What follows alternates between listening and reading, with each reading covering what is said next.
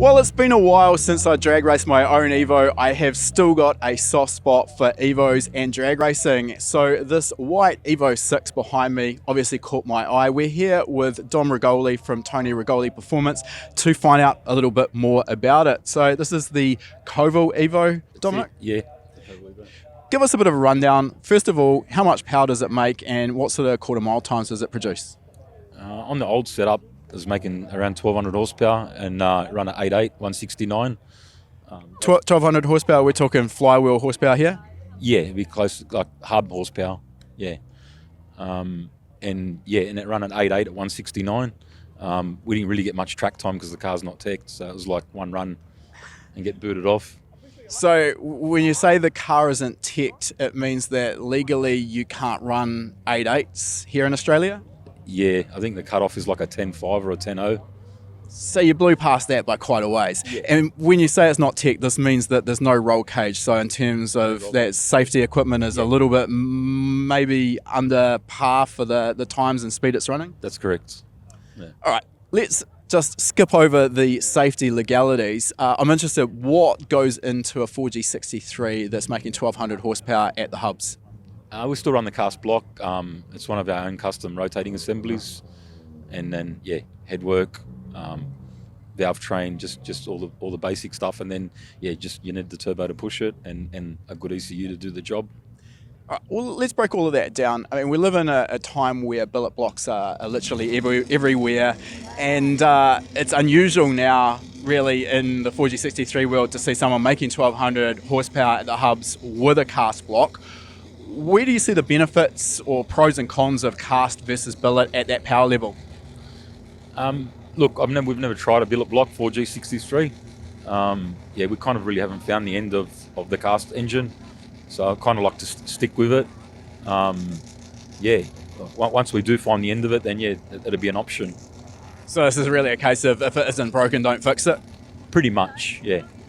Does that also mean that you're seeing a lot of people potentially move to billet when there's no need? I personally think yes, and I don't really want to develop a billet engine to be strapping them into street cars, and we do a lot of roll racing, so the drags is one thing. You got a billet engine, you do a run, you let it cool down, you know what I mean, and it's good and you can be fast, but you take it around to the motorsport park and start doing laps with it.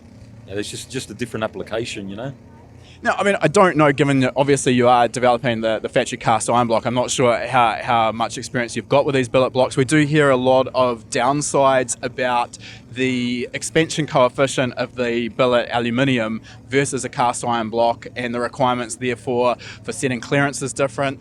The way the car or the engine is warmed up and cooled down versus a factory cast iron block. Can you talk to us about that at all? Yeah, well, look, the factory cast block, you're not going to beat it because it's designed, it's designed to drive on the road, and it's not going to expand and do anything ugly, Whereas the billet block, everything just loosens up as it gets warmer and warmer, and it's not real practical for someone that wants to build an engine, and you just build it and it's done. It's more of a maintenance thing, in my opinion. With a cast iron block, you've got a water jacket. Obviously, that's key to making the engine reliable and control temperature on the street, on the racetrack. However, that does allow the potential for some flex in the bores. Back in my own drag racing experience, I was solid filling the block with a grout or a concrete product to add rigidity to the block. Anything going on like that with this particular engine? We do half grout them, and then we do our own dry deck setup on it. And that's what keeps it all together. Let's talk about that dry deck. How's that work, and why are you doing that? So the dry deck, you're basically blocking the jackets from the water moving from the head up to the block, and you're running it through separately, and that stops compression from going into the radiator. You're always going to get some leakage when you start pushing power. I mean, even whether it's a billet block or a cast block, and that just fixes that problem. Safety there as well, because if you do have a head gasket start to leak conventionally, that pressure gets into the radiator, you can end up with water getting pushed out, and if that ends up under the tyres, obviously that's not going to end well. That's right. Now, you mentioned you've got your own rotating assembly in this. There's so many combinations in the 4G63 wheel, obviously 4G63 and 64 blocks, 2 litre, 2.1s, 2.2, 2.4, the list goes on. Yeah. And everyone has their own sort of secret recipe of what they think is the winning combination. That's right. What have you gone with? Look, I've stuck with the 2.2. We've run pretty fast in a drag car with a 2 litre, but the 2.2 is better, a bit more torque for the road car. And yeah, that's basically all my testing. That's what we've ended up with. And what's that allow you to rev the engine to? Obviously, as you go to the larger capacity combinations, the stroke increases, and generally long stroke engines don't like to rev so much. Yeah, what do you rev this to on the drag strip? Well, this thing here we rev it, between 10 and 11. But what I've found when we were playing with capacity, the 2.2 and the 2 litre, they're not too much different for what you're giving away. When you go up to the 2.4, then there's kind of no one home. You can still rev them, but there's no one. They don't really do anything too much at higher RPM. No, that's right. You can still rev it, but there's no one there. Okay. In terms of the rest of the rotating assembly, with a full-on drag combination, quite common to go with an aluminium conrod. Are you still with a? We run all of our big stuff's got the aluminium conrod in it. We like using, there's various cranks. The crank's not a big deal. There's a lot on the market. I've got my own design aluminium rod, and we use a custom CP. With those aluminium rods, they do have the potential to fatigue, and they don't have an unlimited life expectancy like a good quality steel rod. So can you give us some insight into how long they last, when they need to be swapped out? We normally, like in a roll racing application, every 12 months, we'll pull the engine down and put a fresh set of rods in it.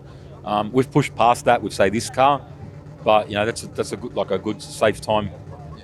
I mean, I think the thing that's easy to overlook as well with an engine making 1,200 horsepower, you're not going to get 100,000 miles between sort of services, are you? It is something that's going to require more regular maintenance and freshen ups. That's right. We've got one of our Evos that makes 800 horsepower and it's got aluminium rods in it, and that's going on 3 years. So it does make a difference with the power that it's making too. It's not just the rod. So. Coming back to the dry deck setup, and the other sort of combination here that's obviously critical is the actual head gasket combination itself, what you're using to seal. That's sort of always the fuse, if you like, for a high boost turbocharged engine, is actually being able to hold the cylinder head onto the block. And this comes down to a combination of the fasteners being used as well as the head gasket itself. Can you give us some insight into what's going on there? Yeah, well, we use fire rings, and for the head studs we just use 1/2 inch. So sometimes the 625s, also the OptiTorque studs, we've been using them a lot as well. So that's the ARP custom age 625 you mentioned? Yeah. In the fire rings, can you give us a little bit, obviously we don't have a graphic of this that we can sort of show people, so can you give us a bit of an explanation of what that actually physically looks like and how it works? Yeah, so it's like an aluminium bronze ring that sits, and then you've got a gasket that sits outside of it to seal the oil and water, and that ring seals the compression. And with heat, that ring also expands, and that's what seals to the head. So is that physically located in a groove on the top of the bore? It's in a groove, yeah, and it sits, a few thou above the head gasket, and that crush is where you get your clamp. And this is sort of the combination that's become really the norm in sort of any high boost application, pro mod, etc. Pretty much, yeah. Now, the elephant in the engine bay, so to speak, of course, is the somewhat elaborate catch can setup. Talk us through that, because it's definitely a feature, not a flaw, right? Yeah, so we've got the catch can on the catch can on the catch can, all right? And the second 2 catch cans, they're there clearly to stop oil from dropping on the floor, where the primary catch can's not big enough. But, we are pushing it pretty hard for a wet sump as well. So, that's always kind of been a time thing. And it's like, we'll do it for the next event, and we'll do it and it's just never happened. And again, it comes down to, if it isn't broken, maybe don't fix it. I think it's probably worth mentioning there, though. People see something like that, and it looks maybe a little bit backyardish, but at the end of the day, you can't argue with the times that the car is running. The other element here is, when people see a catch can getting filled with oil, the the obvious sort of jump to conclusion there is that there's something broken in the engine. That's right, yeah. So talk to us about that, because it's not always the case. Yeah, well, look, once you start, running in excess of like 80 pound, 90 pound, yeah, you're going to get a lot of decompression, so yeah, really it should be dry sumped and it eliminates that problem. But, there's a reason why we don't run the dry sump on it. We're just keeping it simple. It's easier to maintain. This is not our prettiest engine bay, but this is just bad to the bone racing, We're just doing laps in it. That's what it's about, And as I mentioned, at the end of the day, it's definitely doing the job. So to just elaborate on that, I mean, when you're running 80 plus PSI, or even 50 plus PSI for that matter, we'd like to think that the block is nice and rigid, and we talked about the fact that solid filling the block is quite a common solution, but those bores are flexing, and that's going to involve what we refer to as blow-by, where the combustion pressure is actually escaping down past the rings into the sump, and that's what causes the engine to breathe, correct? Yeah, well, a combination of that and, the loose clearance you got to run that sort of boost. I do put it down more to the loose clearance, because, we have checked these things after we've run them, and, they don't twist the bores, like some other make of engines do. Eventually they do, but, you can... I'm pretty confident it's more the clearance that's given us that blow-by. So by clearance there, you're referring to the piston to cylinder wall clearance? Piston to cylinder wall. Because if you tighten that up, then it'll grab, And of course you're running a 2618 forged piston as well, which has a higher thermal expansion coefficient than a factory cast piston, so by necessity it's looser anyway. That's correct, yeah. What about fuel? Safe to assume that you're running methanol with the sort of boost pressure numbers you're talking about? We have been running methanol, but we've had to go back to the E85 to race at the motorsport park. Is that just a legal requirement there? Yeah. So I'm interested in terms of boost capability for E85. Do you see a limit in terms of what the fuel can actually cope with boost pressure wise, or the other element that comes into that is what's the power differential between an E85 tune-up and a methanol tune-up? You lose torque, but we put the nitrous back on, so you're not really losing much, but they definitely don't last as long at that boost level with the ethanol in them. So what actually, when you say it doesn't last as long, what is sort of the wear component? What's failing? That's when you start twisting bores and. Now, you mentioned earlier that a good quality ECU is essential as well to control a combination like this and keep it alive. So what are you running here? It's got an EMtron KV8 in it. And what are the sort of elements of the KV8 that you feel are essential to keep the engine alive and operating at the sort of power and RPM levels you're operating at? One of the biggest things is the triggering system. If your timing's not spot on, there's no room for error. So the 4G63, or at least the late model 4G63s, already run a crank trigger system where it's actually taking engine RPM directly from the snout of the crankshaft, which is obviously where we want it from. Then we've got engine position coming from a camshaft. Do you still run that factory system? Factory, yeah. So that works really well? Yeah. In terms of anything else, in terms of motorsport functionality, you're running with that EMtron? We run the drive-by-wire on the intake. So you would have touched on that before. Just elaborate on what that actually does for our listeners. So for this car, we end up using it on the launch control. And so basically, when the car's on the start line and we're building boost, that valve will open to control the boost. And then it'll close as the car leaves when we want it to close. So why is that more effective than controlling that boost on the start line using the likes of the exhaust side wastegate? You can never recover it as quick. That's the main thing. So, you open your wastegate and then you close it. Then there's a delay. And then, so you're actually losing exhaust gas energy to drive the turbocharger if you're controlling the boost via the wastegate versus bleeding off the excess boost on the inlet? That's correct. And in terms of boost going down the drag strip or roll racing for that matter, how are you controlling that? Is it versus gear or speed? Yeah, boost by gear. We run torque limit as well. So we've got a few things going on.